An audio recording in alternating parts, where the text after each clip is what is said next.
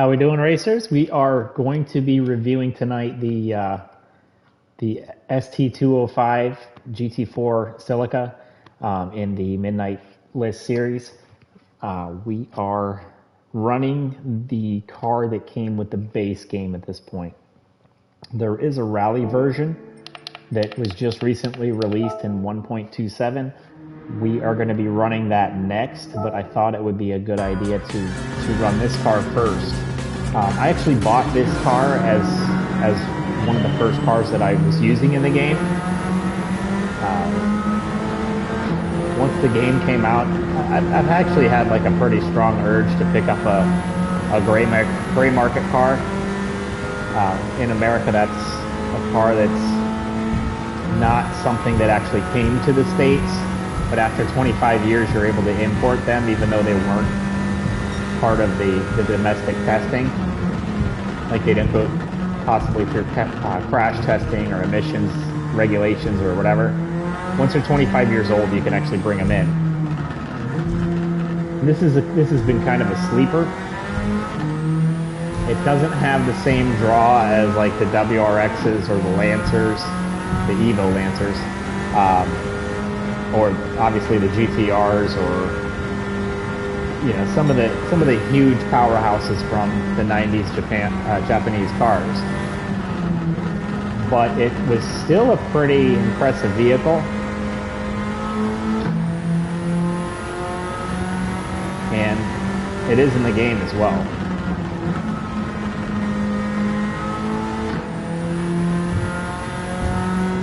Now, one thing I will tell you, when I first started working with this car, it had a tendency to push. It's an all-wheel drive turbo car, front engine. It might even be a true front engine. I know a lot of these cars now with the engine in front of the driver are actually mid-engine cars. But I believe, this has a pretty long nose on it, so I believe this actually is a true front engine car where the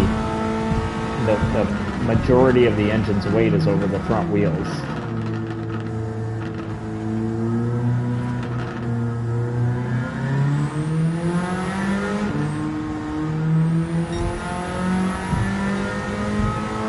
Being that the rally car was introduced just during this update, and this car's been out here this whole time, they don't look all that different. I ended up putting on the, it's almost like the Supra TRD style wing.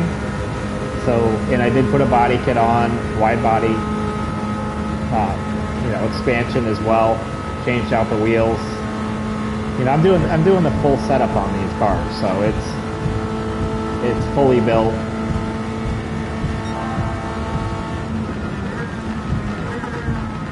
So I didn't, know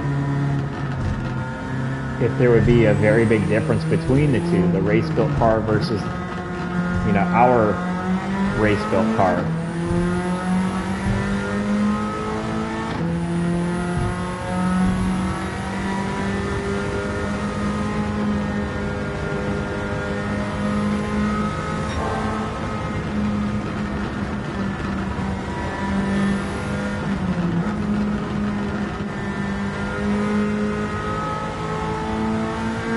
With the car being all-wheel drive, it's very predictable.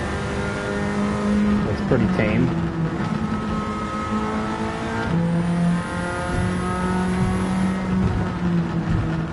I actually had to work on the car to get a little bit more rotation from the back end, just because it did have a tendency to push, like get understeer in the corners. So I added a little more downforce.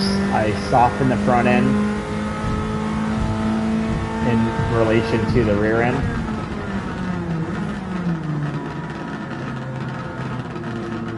And it seemed to help pretty well.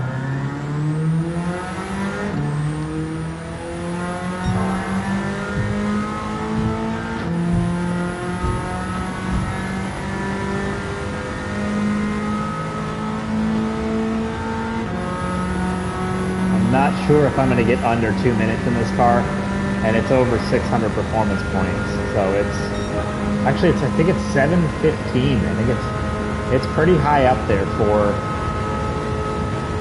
for the laps I'm putting down.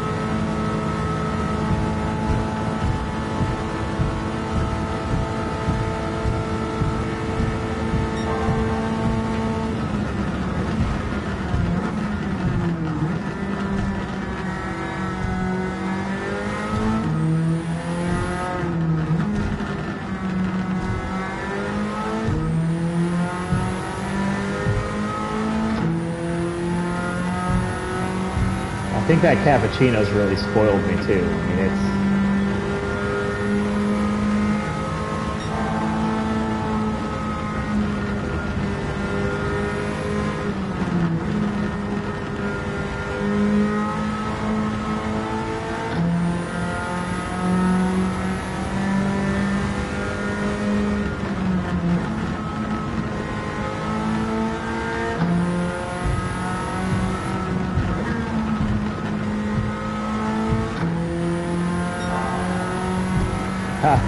never seen that before.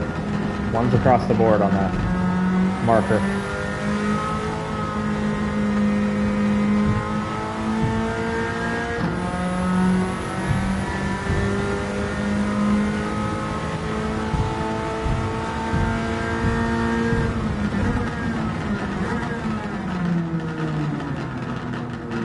You hear that anti-lag popping away. I have it set to weak.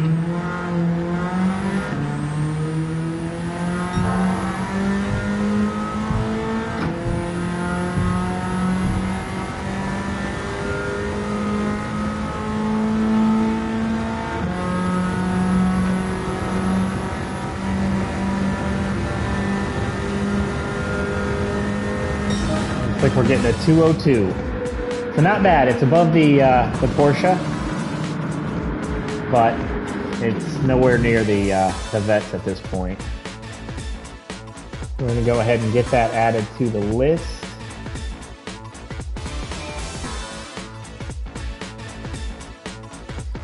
And while I'm doing that, we'll take a quick look at the setup for you.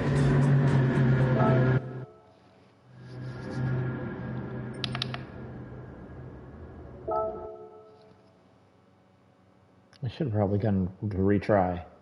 That will be all right. Let's go straight to the garage. I got to switch cars anyway for the next episode.